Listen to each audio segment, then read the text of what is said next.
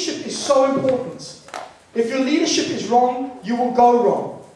So you have God. He's not angry at the people. The reason the people are the way they are, the reason the Israelites have become the way they are, is because the priests' hearts have gone wrong. Okay, and you look at Zechariah 10, verses 1 through 3. These are books in the Old Testament. Give them a go sometime. They're kind of intense, but they're amazing. Ask the Lord, Zechariah 10, ask the Lord for rain in the springtime. It is the Lord who makes the storm clouds. He gives showers of rain to men and plants of the field to everyone. The idols speak deceit. Diviners see visions that lie. They tell dreams that are false. They give comfort in vain. Therefore the people wander like sheep, oppressed for lack of a shepherd.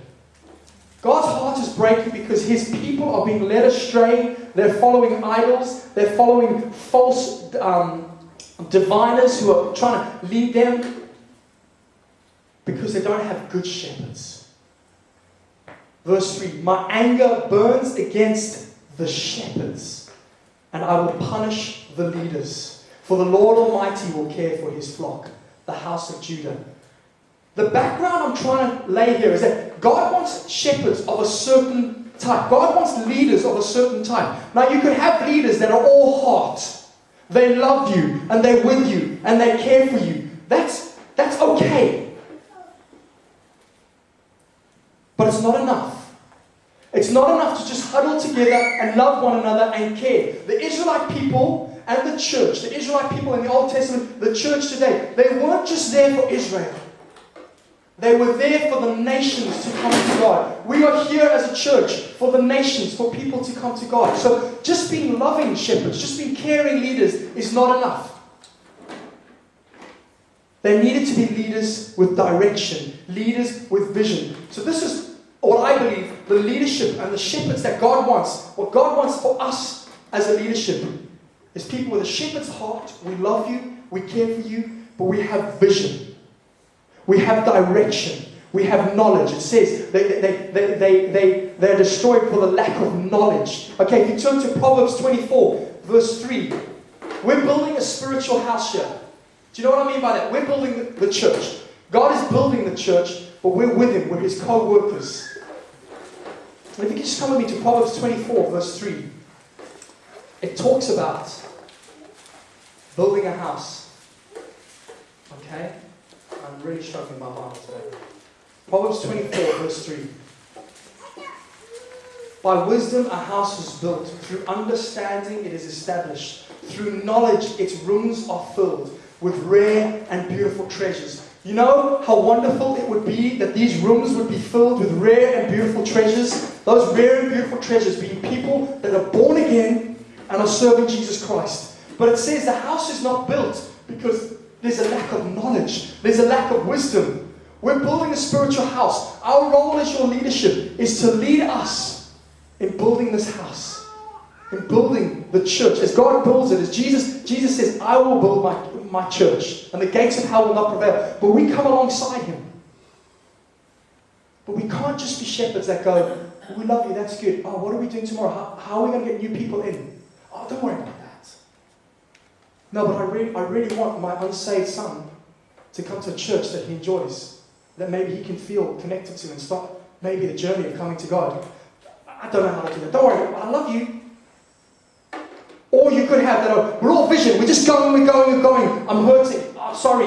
We're going. I think I'm losing my faith. Don't worry, we're going. No, we don't want the extreme of just, yeah, how you doing? And we don't want the extreme of just go. We want shepherd hearts, but also with vision.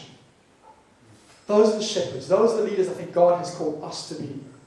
And if you have a role of leadership within this church already, if you grow into one, that is my heart for you because I believe it's God's heart. Okay?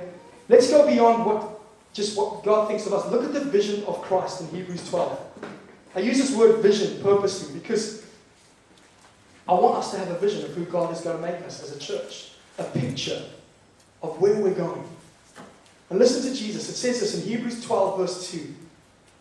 Let us fix our eyes on Jesus, the author and perfecter of our faith, who for the joy set before Him endured the cross, scorning its shame, and sat down at the right hand of the throne of God. Have you ever asked yourself, what was that joy that was set before Jesus? For the joy set before him, Jesus endures the cross. What was that joy? What did he see? What was the picture that ruled his will, that made him drive on? What was it? Do you know what I think it is? I think it was us. I think it was the church of Jesus Christ in their millions. Every race, every tongue, every tribe, worshipping the Lamb. In the book of Revelation it talks about it. Us, the church. That's what drove him forward. And we are a part of that. We are building the same spiritual house that Jesus saw. The joy that Jesus saw was the accomplishment of the will of God and the church of Jesus Christ. And it drove him forward. And we're part of that. That's what we're part of. That's amazing to me that we're part of that glorious thing that Jesus started. And what I think Jesus saw was he saw that complete and perfect. And as he dragged his blood-stained cross up the hillside of Golgotha 2,000 years ago, as the blood poured out of his back, as the thorns were digging into his side of his head, he saw the church. He saw what we're building with him. That's the joy. That was the vision. He saw a picture of myriads of people saved from the wrath of God, saved from hell, worshipping Jesus. We're part of that. That excites me big time. Maybe not all of us, but it excites me that we're part of that. We're one congregation amongst tens of thousands worldwide that is a part of that. So what am I trying to get to as I paint this picture? It is exactly this. To be the shepherds God has called us to be the church that we are meant to be the church that answers those questions I asked right at the beginning. Who are we? Where are we going? What are we here for? We must have the right nature. We must have the right heart. We must love the right things. But that's not enough. We must have direction. We must have a picture that drives us, that defines and describes where we're going. We must have vision, but we must have values. V2. We must have vision. Where is God taking this church? But we must have values. We must know that we're defined by certain things. Who are we? Because we can't go anywhere forward unless we know who we are first. So let's talk vision. 60% of the churches in the United States of America, I would then say that figure is going to be a lot worse in the United Kingdom.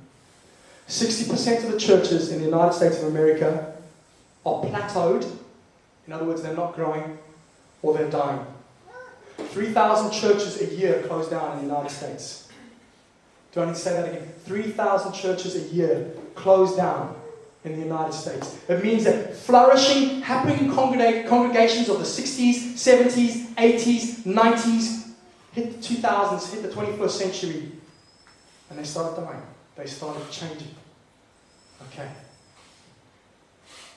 And I believe part of that is because they didn't have a vision. Where was God taking them? I believe it's also partly to do with they didn't know who they were.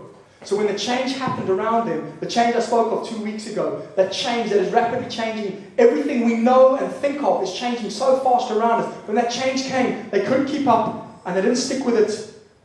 And they lost direction and they lost who they were and they slowly are dying.